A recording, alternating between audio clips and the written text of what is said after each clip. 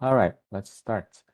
Okay, welcome to the DDPS seminar, everyone. Before we introduce our invited speakers, let's go over some rules and logistics as usual. First of all, please mute yourself during the talk and please use chat room to post your questions so that we can address them in Q&A session at the end. Second, today's DDPS seminar is open to external audiences, so no classified discussion is allowed. Please watch out. Finally, the talk today will be recorded and uploaded in our YouTube channel. That's about it. Now, let me introduce our speaker today. It is an honor to host Dr. Amir Arjani, who is a tenure-track assistant professor at the University of Utah. Based on the conversation I just made, we are expecting him to become associate professor spring next year, as a matter of fact. He obtained his bachelor, master, and doctorate degree in mechanical engineering from Isfahan University of Technology, Illinois Institute of Technology, and UC Berkeley, respectively. He is the director of the computational biomechanics group at Utah and the recipient of the NSF Career Award. His research utilizes various computational mechanics and data-driven techniques to study biological flows and soft tissue mechanics. Today, Amir will present an exciting topic, which is a flexible and generalizable XAI framework for scientific deep learning. Please enjoy and expect a wonderful talk. Now, without further ado, let me pass the baton to Amir by asking one random question as usual. The random question is, what is your idea of the perfect day? A perfect day? Yeah. A perfect day is a happy day. I don't know, if everything goes by plan, that's a perfect day. Oh, yeah. Well, that sometimes And happens. no bad news. No bad news. Yeah. No grant rejections. Yeah, that does sometimes happen. Yeah. Yeah. Okay. Okay, thank you. Thank The you. floor is yours. Thank you. It's great to be here, and I'm excited speaking and talking with all of you. So I'll be presenting our recent work on interpretable AI. So okay, so as we all know, deep learning is starting to become very popular in physics-based modeling, whether that's super resolution, denoising, predicting flows, closure modeling, or just a surrogate model for in-loop calculations like optimization or uncertainty quantification. But there are two key challenges in deep learning. One is generalization to out-of-distribution test data, or really extrapolation, and the other challenge is lack of interpretability. So interpretability is desired because it provides trust in our models, it helps us get better fundamental understanding of the system that we're studying, and it also helps us come up with better debugging strategies for our models. And also out-of-distribution generalization or extrapolation is desired because it provides some level of robustness once we want to deploy our model, and that I'll talk about that later. But I should mention that when I talk about extrapolation in this talk, I don't mean extrapolation to infinity. Of course, that's not going to be possible unless you're really, really lucky. So I really mean some sort of, some level of extrapolation or accepted error once you go outside of your training landscape. Okay, so this is a figure that you've probably seen many, many times in the past couple of years. So, we can divide scientific modeling in the age of AI into these three broad categories. If you have, all of physics in your model and you have data just for boundary conditions and parameters, you can do physics-based modeling using traditional solvers, finite element or any other approach. And the choice here is usually driven by our background training. So it's really mostly political for most of us, but approach we use or based on our training. And then on the other end, if you have large amounts of data, deep learning is great in interpolating. But the mid range where you have some physics and some data is what's really interesting. So what I'd like to propose is that we can also think about dividing that mid-range into two different categories. So in one part, we can think about having lots of physics, but the physics being not enough, right? We might be, for example, missing the boundary parts of the boundary condition or some parameters but we know the PDE, so we have lots of physics, but it's just not enough. And then we have some sparse small data. So this is where approaches such as physics-informed neural network or other classical data assimilation approaches have shown to be useful in tackling these types of problems. But I'd like to also discuss another type of problem here where we have lots of data, but the data is not enough, and we have little physics. So very knowledge about the physical system. So this is, and I'll explain in a moment what I mean by little physics. So this is what we would like to focus on for today's talk.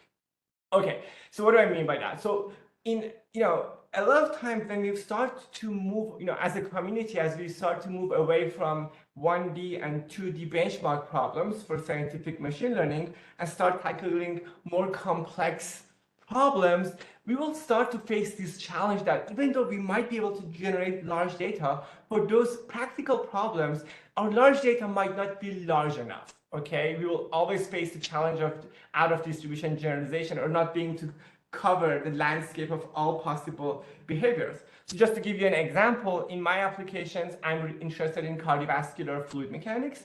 And if you want to build a machine learning surrogate that truly can replace finite volume or finite element, you need to provide a mapping between the landscape of all possible complex morphology, which 3D morphologies, of the arteries, which could be really complicated, and also boundary conditions to 4D vectorial data. So this is 3D time-dependent vector fields, right? So that's a really, really difficult learning problem. Even though we might be able to generate large data, the large data might not be large enough.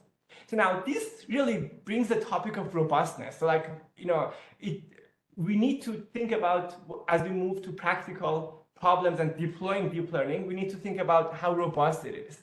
So, you can think about it two ways. One is that you can think about in some applications, you might not know exactly the boundary of the training landscape. It might be a little bit blurred. So you don't exactly know if you're in distribution or out of distribution when you're deploying the model. Or in some cases, your deep learning model is operating in-loop calculations. For example, you have a multi-scale model, it's an optimization problem.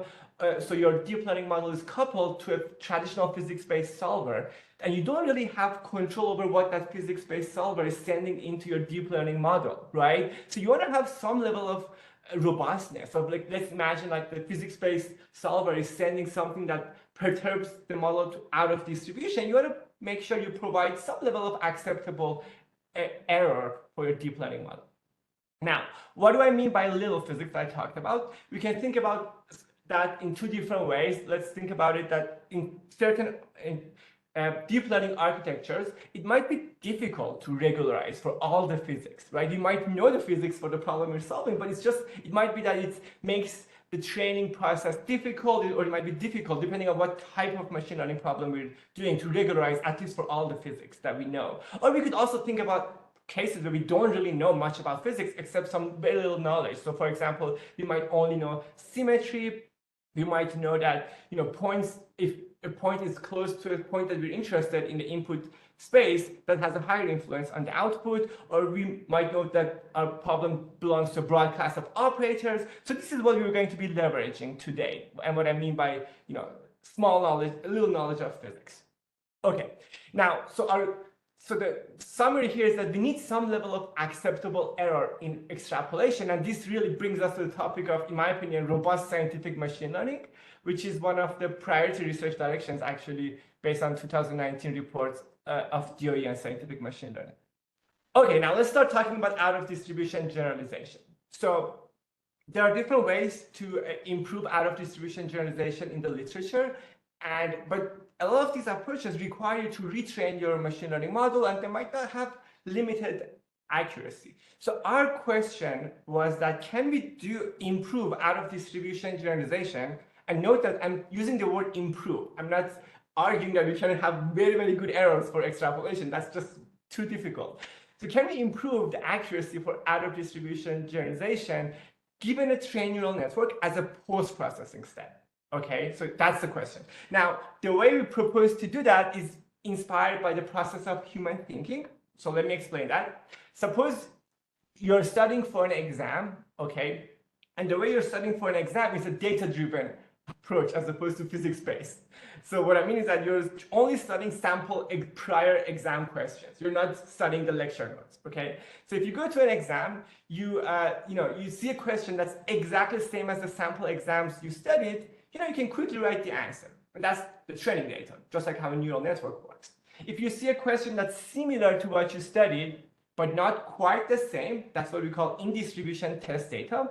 And as long as you've learned something meaningful, you should be able to write the answer quickly.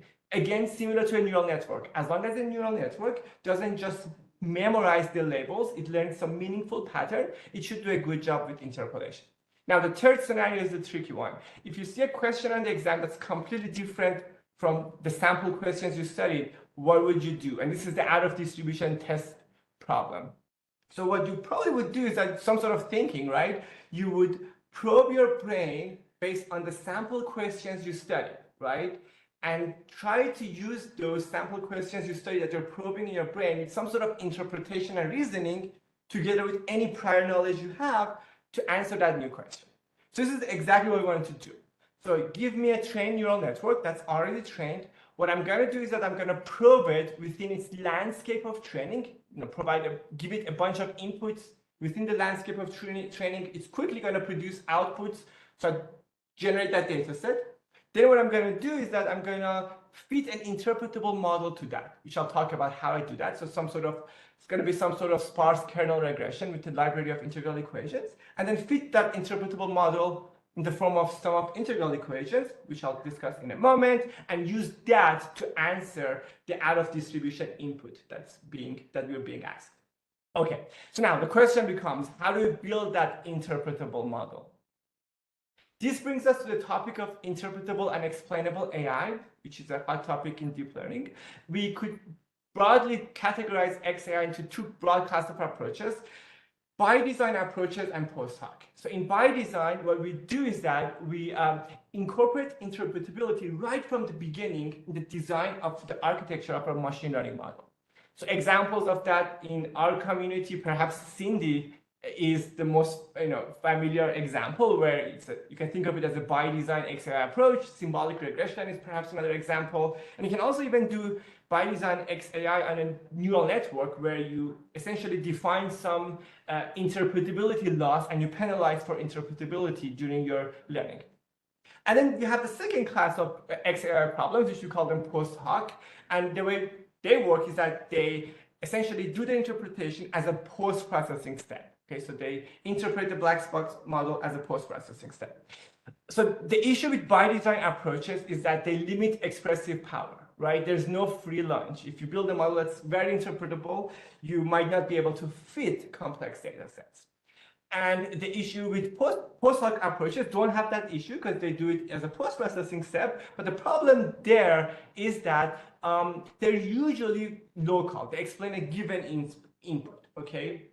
So now our idea was that and some examples of post-hoc approaches are gradient-based approaches, where you just use the backpropagate the gradient as a surrogate for explaining which feature is more important. Or also there are some other approaches where you take an input that you're interested in explaining and you just perturb it, fit a linear model to that, and you explain that, how the neural network is making predictions based on a specific input. Okay, so these are some post-hoc approaches. So our idea was that, can we build an XAI approach that is flexible, okay? So it could be easily adapted to either global, local, post-hoc, or by design, okay? With very minimal effort and changing in the structure. Okay, now the key idea that motivates us is through theory. So I'll explain what I call this theory-guided machine learning in a moment.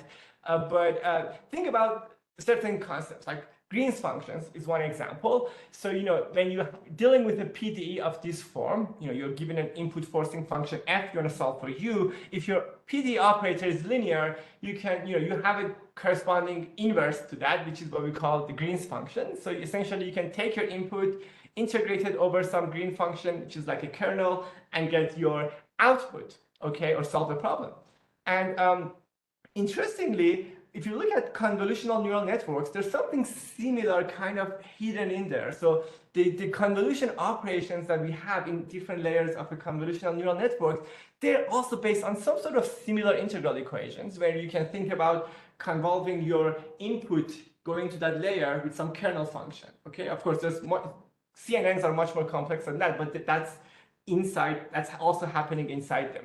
And also, if you're familiar with radial basis functions, Gaussian processes that use squared exponential kernel functions, again, similar ideas we have in those types of problems. And finally, neural operators, a very hot topic these days. A certain class of neural operators, they also leverage certain similar idea, but there, you're doing it in multiple layers with neural networks, so you're kind of losing the interpretability. Of course, you're getting better expressive power. So now, so it seems like integral equations are a key in providing mapping between functions. So what we want to do is that we want to use them for interpretation. So now, before I proceed, I want to make this, link here is that what I think, really what we're doing here in building the interpretable machine learning model is that we can think of this as some sort of theory-guided machine learning. So, what I just explained here is some sort of theory guiding us how we set up our machine learning model. So now, if you think about machine learning, scientific machine learning problems, either you can think about physics-informed machine learning, like pins. In these cases, the physics is typically, as a loss function. You kind of like regularize the problem with a loss function. That's your physics. So that's physics-informed machine learning. And then you can also think about theory-guided machine learning, where essentially in these types of problem, the physics or theory is guiding how you set up your machine learning model, how you design your machine learning architecture. That's motivated by the theory or the physics. So one example of that is one of our recent works where we developed this boundary layer physics-informed neural networks, which you can think about it integrating both physics-informed machine learning and theory-guided machine learning, where you build the architecture of your pin neural network such that you're replicating classical mathematics theory. So in this case, it was perturbation theory and asymptotic expansion. So you're setting up these ensemble neural networks to essentially do what old school classical perturbation theory or asymptotic expansion does, and that enables you to solve very thin boundary layer problems that you cannot do with regular pin approach. So that's kind of what we're also trying to motivate it by, is like letting theory guide us how we design our machine learning problem. Okay, so now the way we're going to do that in this case is through functional data analysis. So FDA is a branch of statistics that analyzes data in the form of functions rather than discrete data. So essentially what we're interested in doing here is that give me an input function f and an output u that could either be a function itself or it could be simply a single value or functional. So I'd like to find a mapping between the input function to the output. And the way we do this in FDA is through what's called functional linear models. Essentially, you define these integral equations that takes you from input to the output, which the output, again, is either a function itself or a single scalar value. So now, the goal in functional linear models and functional data analysis is to find this kernel psi. So that's the goal here. The current approaches, the way they do that is that they either predefine the kernel or they use some expansions to find it. But the challenge here is that the precise choice of the kernel is not really clear. This is a very nice model. It's interpretable, it's analytic, right? But the precise choice of this kernel that can provide that mapping for you, that is not very clear. And also a single choice and a fully linear model, like what you're seeing in this equation, might not be sufficient it might not have sufficient expressive power to fit complex data. So what should we do? But before I proceed, if you're interested in functional data analysis, these are two excellent textbooks written on the topic that I highly recommend them. Okay, so what we propose is some sort of generalized FDA, okay, where we generalize this to provide some more expressive powers. And we do that in 3 steps. One, we provide the option that we lift the input functions. Okay, so we can either use polynomials, exponentials. So we lift the input functions to create new features. So that gives some sort of nonlinearity and increased expressive power. The second thing we do is that we provide the option for each of these integral terms to add a nonlinearity. So a nonlinear function g could be applied to the output of the integral equation. And you can think of this as an activation function. So it's pretty similar to an activation function, okay?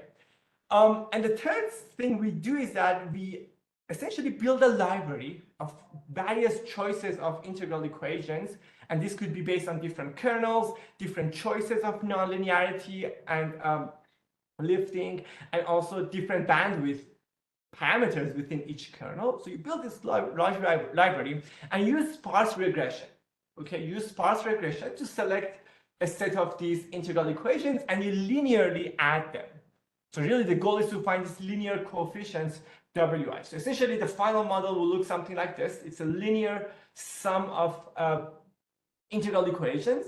You can think of it as a generalized functional linear model, and it's still linear though with respect to its unknown parameters wi, but you've added some nonlinearity within the model. So now the nice thing about this is that for each term in this model, you can interpret basically based on the kernel that you have. The kernel will tell you how important the effect of a certain point at the input is on a certain other point at the output. And in the case where your output is a single value, single vector scalar field, this kernel provides some sort of weight for the effect of input and output. Okay, so you can, and also these coefficients provide, how important each term is. So you can have some sort of interpretability in this model. Okay, now there are some other advantages with this approach. This is completely analytical, right? So you can, if you're defining these kernels that they're differentiable, so the integral equations are differentiable, you can take derivatives. Okay, so that provides lots of opportunities for doing exciting things that you need derivatives. Another advantage is that you can infer any point. You don't need to interpolate because this is kind of like an analytical model. You can, even though you train at certain points, you're not bound to those certain points. You can, evaluate any point in between without the need of interpolation. And finally, again, going back to the theory-guided idea, the field of classical mathematics, integral equations are a well-established topic. It's again an old-school topic in mathematics. We have approaches for solving integral equations. We have theorems. So there's lots of opportunities to kind of link those classical mathematical theories within the integral equation world to this model here, or extend those theories. Okay, so now here's a summary of the final approach. So what we do is that we have a trained neural network, okay, and we probe it based on different inputs within its landscape of training, and we fit this interpretable model to it, and we call that neural network driven. We can also do this directly based on data. So forget about the neural network. I want to do it directly based on data. I can do the same thing directly based on training data. This is what I call data-driven interpretable model. And you can think of the second approach as a by-design approach, the first approach as a post-hoc approach. So now what you do is that you build this large library. This is very similar to SINDy, by the way, if you haven't noticed already. You build a large library of different forms of integral equations with different nonlinearities, lifting, different kernels, different hyperparameters. You build those large library. And then what you do is that you have your data and you do sparse regression, essentially. You do sparse regression and you find these coefficients W that you see here. And then eventually you write your interpretable surrogate model as a sum of integral equations. And you can see this sum is over all possible lifting operations on the inputs, all possible kernels, and all possible predefined activation functions, if you like, or nonlinearities through this G function. Okay, so now just for your reference, these are some of the examples of some of these integral equations that we provide in that large library. Okay, now how do we find those coefficients? Our goal now is really to find these coefficients, and once we find these coefficients, we have our analytical surrogate model. So how do we do that? So two approaches you can do that. One is sparse regression by solving this L1 regularized regression problem. This is exactly, again, similar to SINDy. And the lambda parameter here provides a trade-off between interpretability and accuracy in your regression problem. The second choice you have is to do an L2 regularization, which might in certain problems provide better accuracy. And in this case, the nice thing about this L2 regularization is that you have closed form solution, right? So you can form these normal equations, and you have a closed form solution to this optimization problem. But the issue here is that this F transpose F matrix is usually highly ill conditioned. So you need to make sure you use robust linear solvers that can somehow mitigate this ill conditioned issue. And in this case, in this L2 regularization case, you can think about the lambda parameter providing a trade-off between accuracy of your regression and robustness of your linear solver. Because as you increase lambda, your linear solver will have an easier job converging. Okay, so now, once we find these coefficients and we find our interpretable model, how do we use that? So there are three broad applications that I can think about or discuss here today. One is, you can use this model as a post-hoc black box interpretation. That is, give me a neural network, I probe it within its training landscape, or I can probe it just locally if I like. I can even just probe the neural network in out-of-distribution regime to kind of understand how it's behaving in out-of-distribution or in extrapolation problems. So I do that, and then I fit my interpretable model to that probe data. And those probe data are quickly done. We're just inferring. The neural network is already trained, so it's quickly, inferring and producing those probe data. So this is what I call neural network driven in the results. The second application, you could use this as a by design XAI approach, meaning that you forget about the neural network. You directly train this model on training data. So there's no deep learning involved in this case. And this one I call it data-driven interpretable model. And this third case you can think about as a hybrid computing strategy, which means that if you have, you develop a cyber infrastructure where you can somehow tell what is in distribution and what is out of distribution with some algorithm. And if you have an in-distribution input, you use your neural network. If you have an out-of-distribution input, you call the interpretable model. So this is some sort of hybrid computing strategy. Okay, I won't talk about this in the results today, so I'll talk about the first and second one.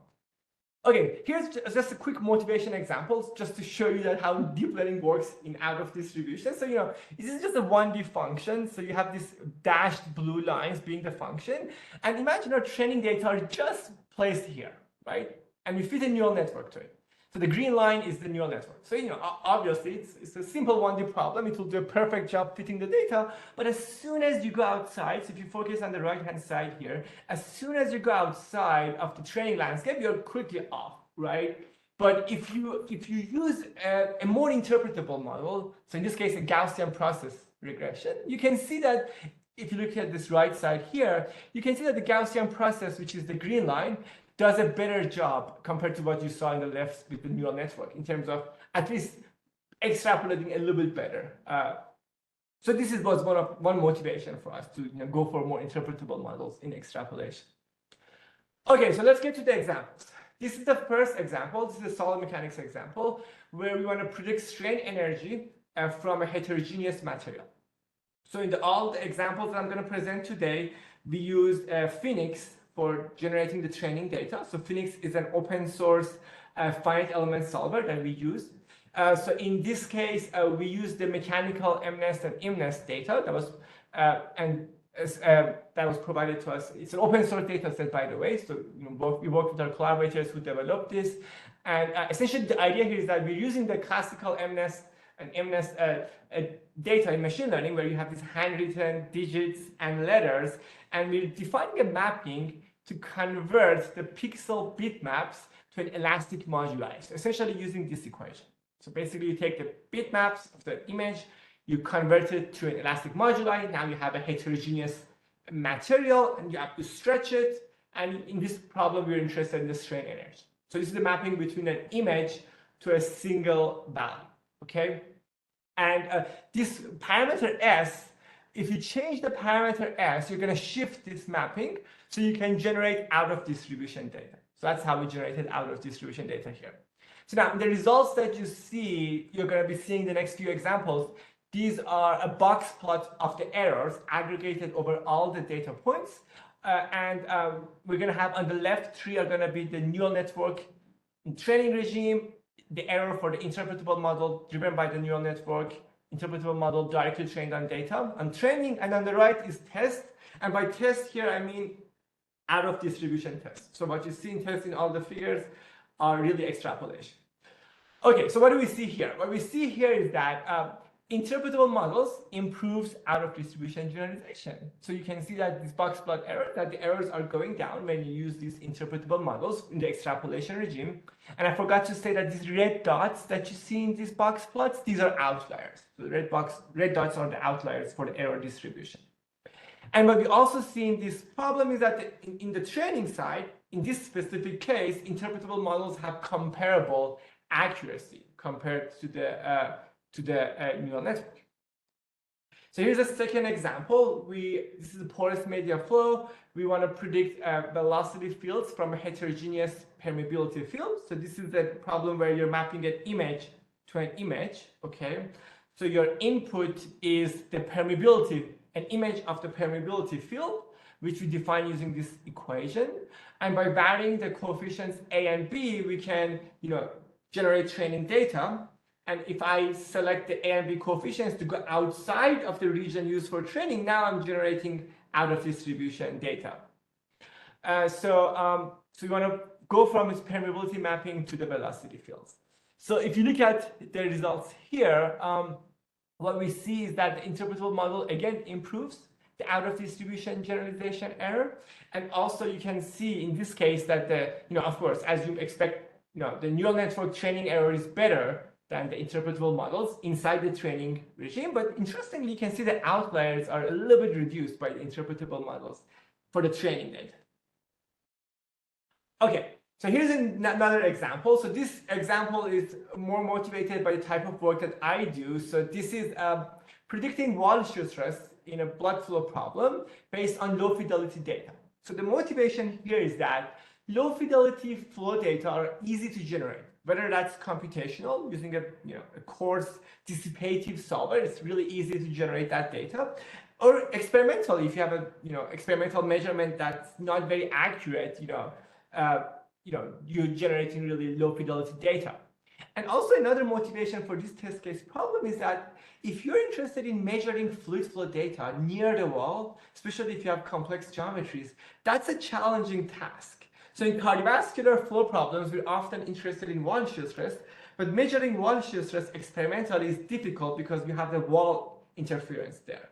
And also computationally, getting accurate wall shear stress data requires you to do boundary layer meshing, having a fine mesh near the wall. So that's also a little bit more challenging.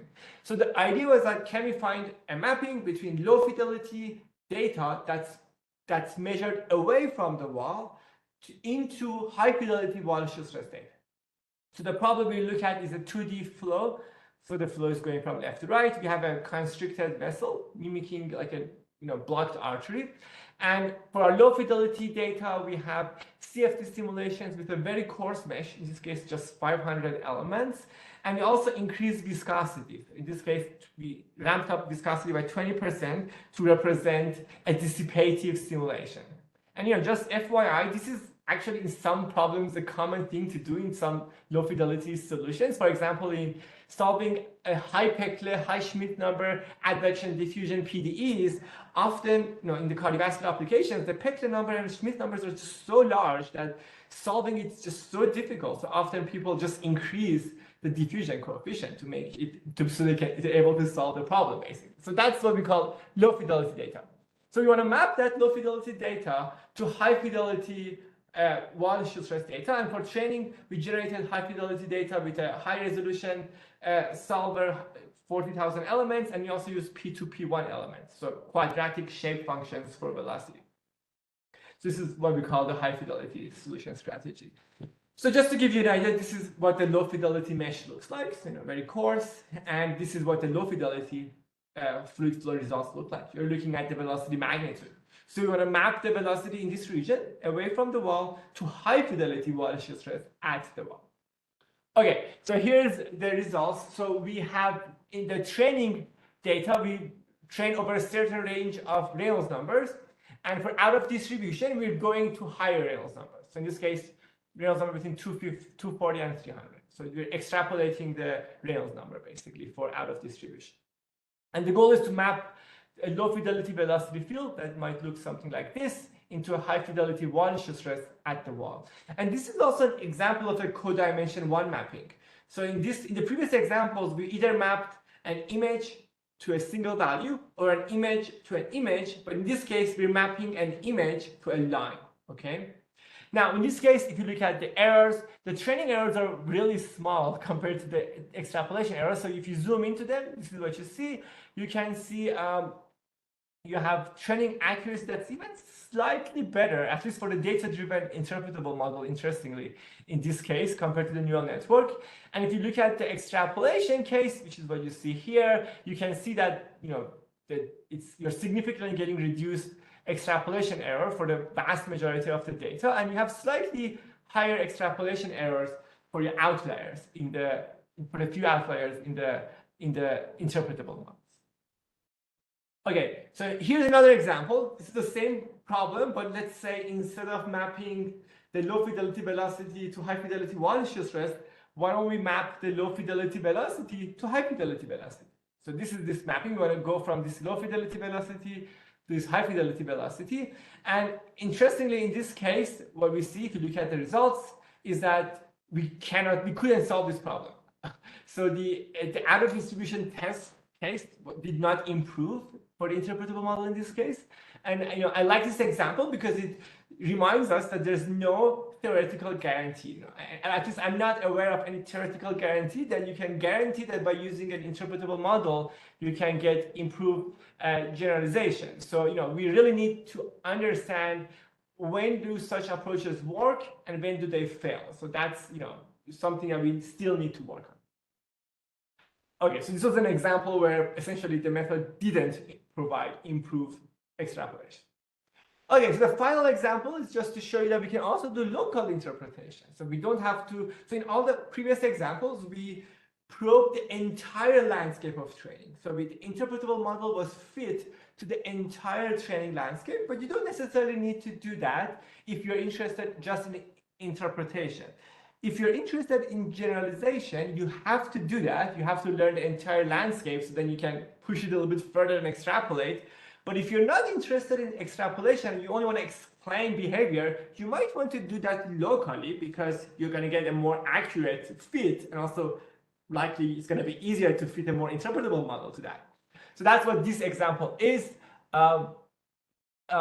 So we provide a mapping between the modified permeability field to the velocity magnitude, and we change the permeability. So the permeable region, the porous region, is only confined to this black region here, and in the training region we change not only the equation but also the shape of this this porous region.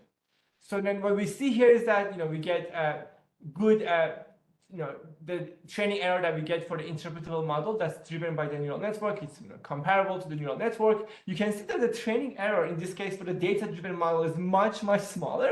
This shouldn't be surprising because in this case, the data-driven interpretable model is just fit to local data, whereas the neural network is fit to the larger landscapes. That's why because we're doing local interpretation here. So that's why the data-driven one has better error. And you can also see that they have good error with respect to the neural network.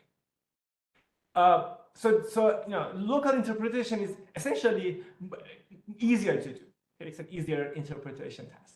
Okay, so to summarize, we developed an interpretable framework for interpreting and generalizing deep learning. The framework is flexible. You could apply it local, global, or post-hoc, or by design. The framework can, at least in most examples we studied, it reduced extrapolation error, and it had in most cases again comparable training accuracies, at least for the simple problems we studied. But there are several challenges that remain. How we define that library of integral equations, that's one challenge. Again, very similar thing as SINDy.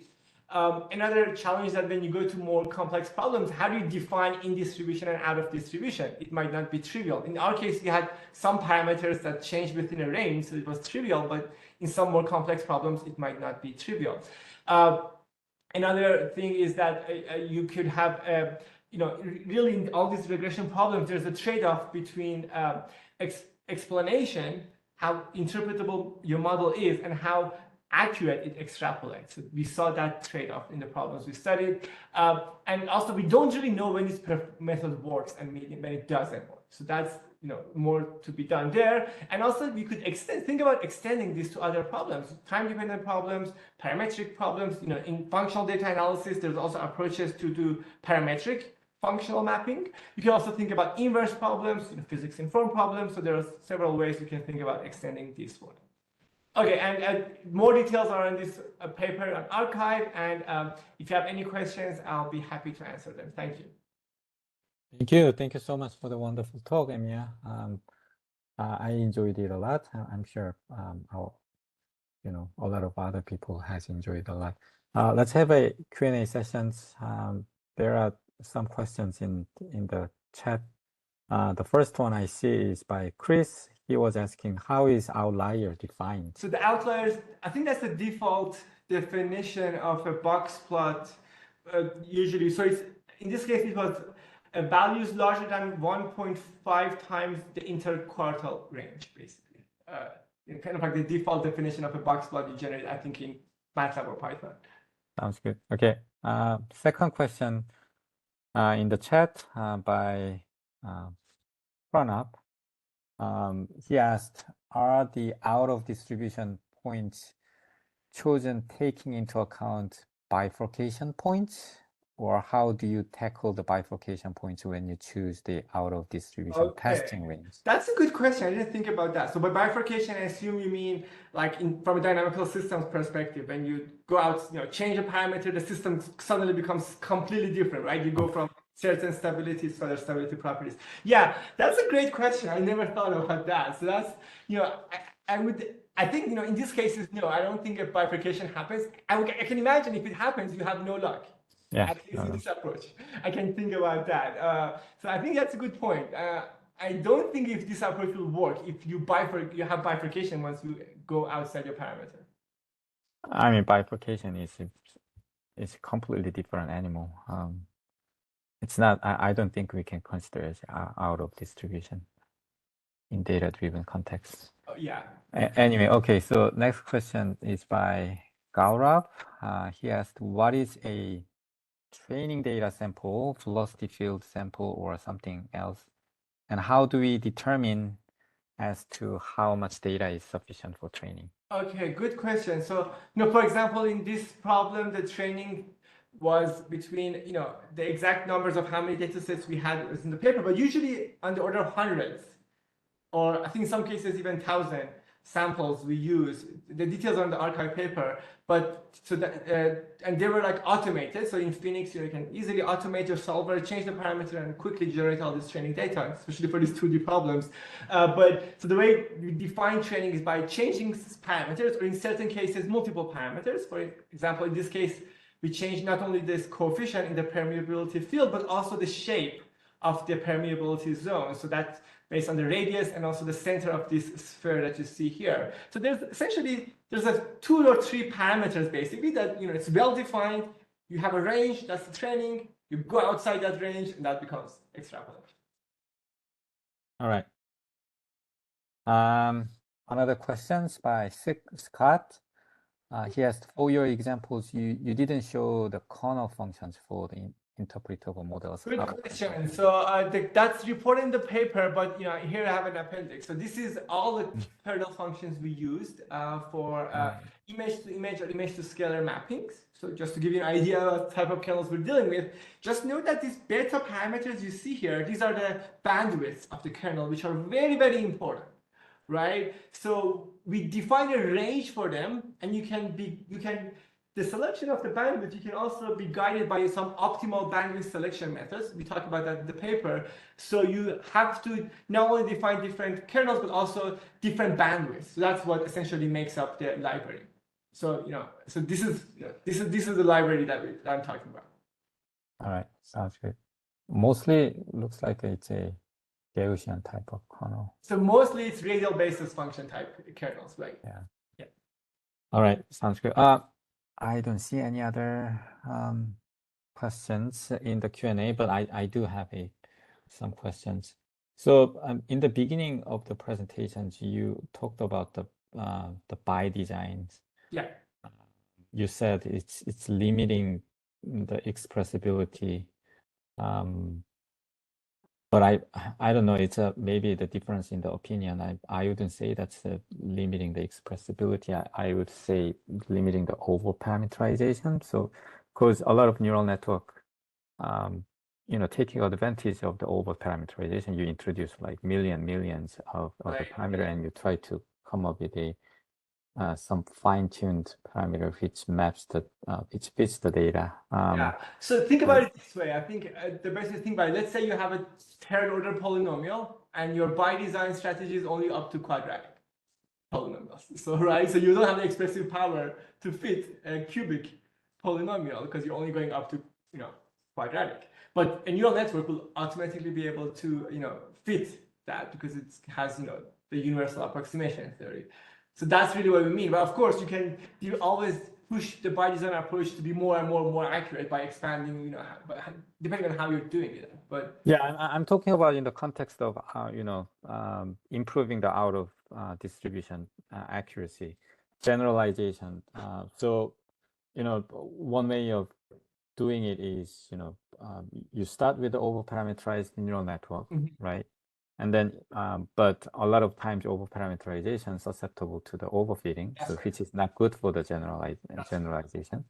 So from that pre-trained model, you can reduce that the size of the parameterizations, hoping that will improve the generalization. that's right. I agree. Yeah. Oh, okay. Yeah, so in that sense, I wouldn't say that's limiting the expressibility. I would say limiting the I guess by expressibility, I mean in distribution, training regime, like training labels, fitting training labels, basically, if you like. All right. You'll have limited ability to precisely fit your training labels by design approaches versus a black box approach. Okay. While we are talking, there's another question by Gaurav. Since generation of 3D data can be computationally expensive, are there any reduced order models with the 3D data built based on this approach? Reduced order models built based on this approach. I'm not exactly sure what you mean, but Gaurav, do you want to unmute yourself and then clarify? Yes, I was just trying to say that a lot of the times generating 3D data, just a single snapshot can be very expensive. Exactly. So I was just saying that for the functional data analysis approach that you talked about, where you were training it on some 2D data, I definitely saw. But is there any example for a 3D simulation or a more realistic simulation? Yeah, so you could extend it to 3D, but you'll just have volumetric integrals instead of area integrals. We haven't done that yet, but you could, the theoretical extension, of course, it will be computationally more expensive. It will be more difficult and all of that. But from at least pure theory point of view, it's just now you have volumetric integrals instead of 2D integrals. But we haven't done that. Sounds good. Okay, I have one. Going back to my question. So when you introduce gFDA, what does G stand for? Like FDA stands for functional data analysis. Generalized. Okay. I do see that this steps is very similar to finding the Kuhlmann operator. Are you familiar with that? Yes. Yeah. So basically, what they do is you have some data, and then you try to lift that into by introducing you said feature here, but the technically unlimited number of nonlinear map of that original data to increase the size of the data. And then in theory, there is always the linear operator which can, map those dynamics, right? Yes, yes, you're right. So essentially, you're absolutely right. So essentially, this is also a form of operator learning problem, really, what we see here. And also, it's also similar to the lift and learn approach in ROMs by Karen Wilcox, if you're familiar with that. Yeah, exactly. In that approach, you also do the same thing. You lift your input functions, and you come up with more accurate ROMs. I mean, yeah, the Kuhlmann operator focusing on the linear operator, the lift learned, what they are doing with the Karen Wilcox and their colleagues, somewhat focusing on the quadratic modeling. Yeah. But you're, generalized to not particular model form, but, with this nonlinearity introduced by you, like through G functions there. That was very interesting. That the Kuhlmann operator was the first thing I, thought of, when I looked at this slide. Another question I have is, you introduced the SINDy type of this, the sparse identification, the dynamics identification model, in order to improve the interpretability. And the one thing is you use the integral form, not the strong form, just like the SINDy. Have you, are you familiar with the weak SINDy work? Yes. That's what they do. They take the integral form. Yes. And so the weak SINDy approach, if I remember correctly, that's based on the weak form of the PDE, where you multiply exactly integration by parts. So you're learning it in the weak form sense, not a strong form. But here you're not assuming any knowledge of. You're not learning a PDE in this case. You're not learning an operator map. Right, using data. But in a sense, it's still, there's similarity with weak SINDy in the sense that they both use integral equations. Yeah, integral equations, and they use the data too. The weak SINDy uses the data as well. Yes. So I do see another similarity between those two. Yeah, very interesting. While we are discussing, do we have another question in Q&A in chat? No, I don't see that. Okay, let's open to the audience. Is there anyone who would like to unmute yourself and ask question directly?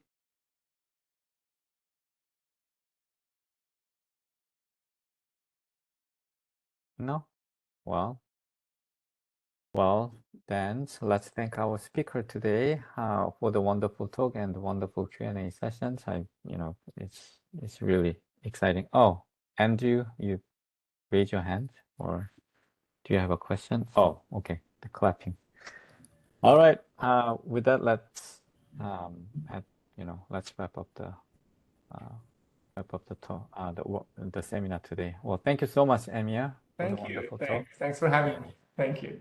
Yeah. Thanks. Bye.